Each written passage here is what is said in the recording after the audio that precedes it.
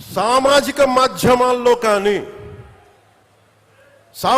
మాధ్యమాల్లో కానీ విదేశాల్లో కూర్చొని వాగే వాళ్ళతో సహా ఇక్కడ కూర్చొని భవిష్యత్తులో మేము వస్తాం, వచ్చి మేమేం చేస్తామంటే వచ్చినప్పుడే మీరేం పీకలేదు, మరి ఏం మాట్లాడతారు? ఇప్పుడు వచ్చినప్పుడే మీరు ఏం పీకలా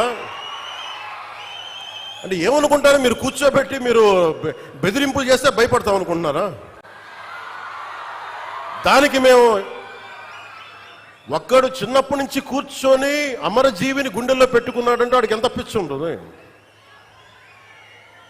ఏ మ్యాడ్నెస్ ఉంటే ఇలా వస్తాం మేము? ఏ అండదండ లేకుండా పార్టీ పెట్టి ఇక్కడ దాకా వచ్చామంటే ఎంత కమిట్మెంట్ ఉండాలి నీకు సమాజం మీద, దేశం మీద, రాష్ట్రం మీద, ప్రజల మీద?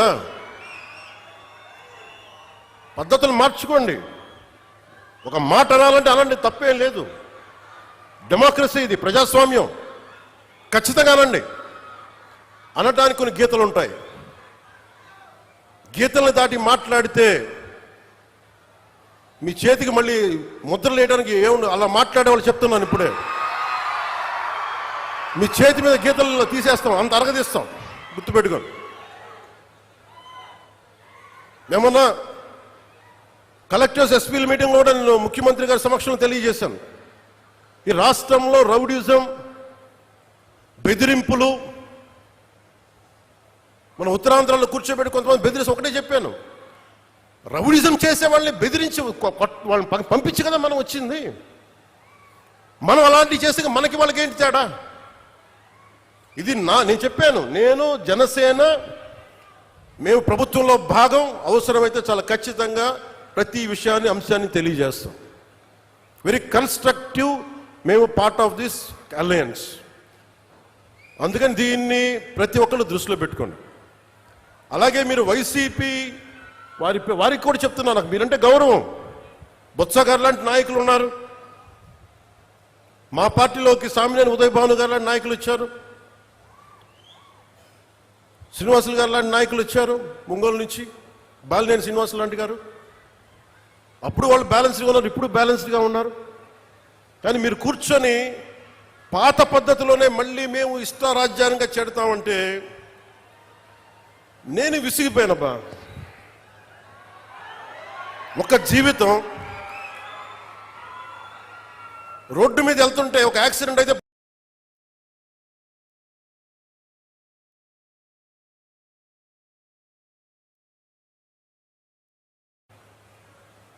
అలాంటిది ఒక ఆశయం కోసం నా ప్రాణం పోతే నాకు ఓకే, కానీ పోయే ముందు చాలా మంది తాట తీసేస్తాను చెప్తున్నా, గుర్తుపెట్టుకోండి.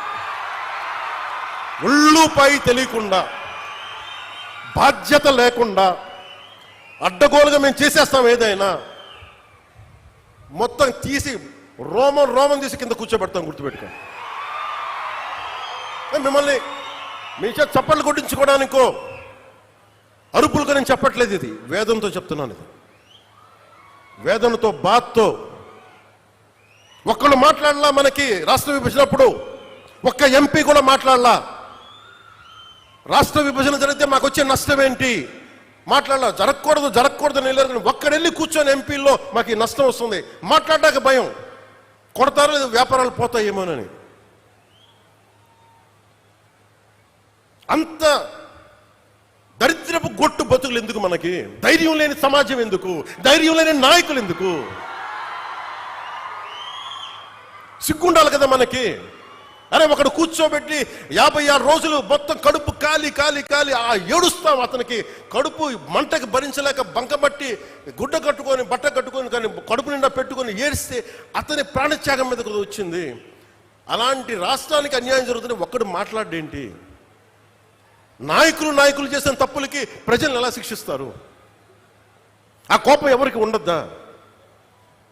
మనలో మనం కొట్టేసుకుందామా కులాల కింద? అమరజీవి జలధార వస్తే ఒక కులానికి వస్తాయా నీళ్లు? ఈ వేదిక పైన అంతా ఒక కులమా? పనిచేసే వాళ్ళంతా ఒక కులమా? ఏం మాట్లాడతారు ఒక్కొక్కరు?